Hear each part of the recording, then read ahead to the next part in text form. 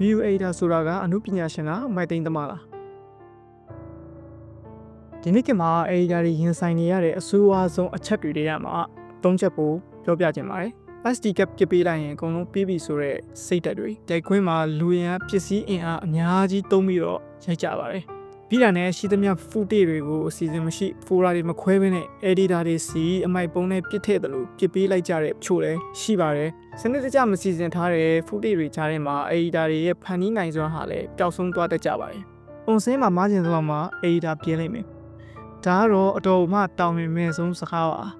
focus လုပ်နေတာ background မှာမလို့တာတွေပါနေတာတရုပ်ဆောင်စကားမားတာတွေကို editor တွေကအဆင်ပြေအောင်လုပ်ပေးလိမ့်မယ်ဆိုပြီးတော့လွယ်လွယ်တွေးတတ်ကြပါတယ်editor တွေကမော်စရာမဟုတ်ပါဘူးမကောင်းတဲ့အရာတစ်ခုကိုအကောင်းဖြစ်အောင်ဖန်တီးရတာဟာအသစ်တစ်ခုဖန်တီးရအထက်နှစ်ဆပိုပေးမှန်ပါတယ်ပုံစင်းရအမားဟာeditor ရဲ့အချိန်နဲ့လွတ်အားကိုထုံးတိဖြစ်တာပါပဲကြောက်ခဲကိုရင်းရင်းခိုင်းတယ်လို့မျိုးဖိအားပေးပြီးတော့ခိုင်းစီခြင်းလိုက်တင်ကမွဲချောင်းနေတယ်ရိုက်ထားတဲ့ footage ကစုပ်ပြတ်တတ်နေပြီမဲ့ editor စီရောက်ရင်တော့Hollywood level ထွက်ရမယ်ဆိုတဲ့ pressure မျိုးပေးတတ်တဲ့ချို့လည်းရှိပါတယ် raw material မကောင်းရင်ဘယ်လောက်တော်တဲ့ editor ပဲဖြစ်ဖြစ်ရလက်ကအကန့်အသတ်ပဲရှိမှာပါအရင်းမြစ်မကောင်းမဲနဲ့အကောင်းဆုံး output ကိုမရမကတောင်းဆိုတာဟာ editor ရဲ့စွမ်းဆောင်ရည်ကိုမလေးစားရာရောက်ပါတယ်ကောင်းမွန်တဲ့ဗီဒီယိုတစ်ခုဆိုတာရိုက်ခွင်းကစလို့အတစ်အဆုံးအစစ်တိုင်းမှာတာဝန်ယူမှုရှိမှထွက်လာတာပါeditor ဆိုတာအမားတွေဖုံးကွယ်ပေးရတဲ့သူမဟုတ်ဘဲနဲ့ရှိနေရတဲ့အလားတရားကိုပိုတောက်ပအောင်လုပ်ပေးရတဲ့သူဖြစ်တင်ပါတယ်